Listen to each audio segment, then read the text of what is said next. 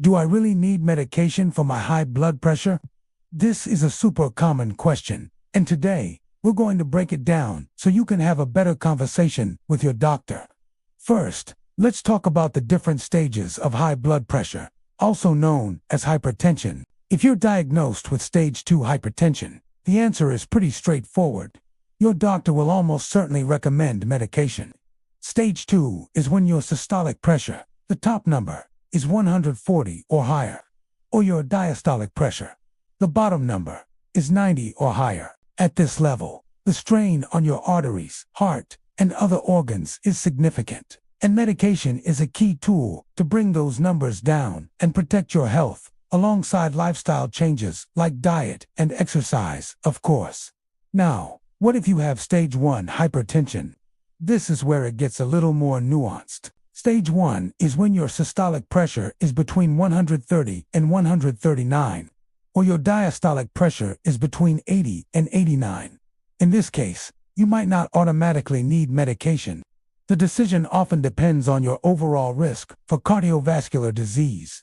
This is where a special tool comes into play, the ASCVD risk estimator. So, what is this ASCVD calculator? ASCVD stands for atherosclerotic cardiovascular disease. It's basically a tool that helps your doctor estimate your 10-year risk of having a major cardiovascular event, like a heart attack or a stroke. It's not just about your blood pressure numbers. The calculator takes a whole picture of your health into account. Let's look at what goes into that calculation. First, it considers your age and sex, because risk changes as we get older and differs between men and women. Then, it looks at your race, as certain risk factors can be more prevalent in different populations. Next up are your cholesterol levels.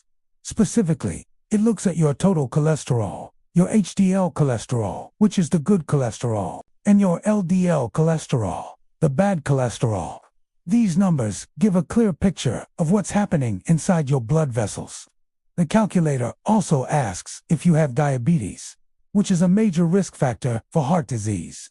It will ask if you're a smoker, as smoking dramatically increases your risk. And of course, it includes your systolic blood pressure and whether you're currently being treated for high blood pressure. So, your doctor puts all this information into the calculator, and it generates a percentage. This percentage is your estimated risk of having a heart attack or stroke in the next 10 years.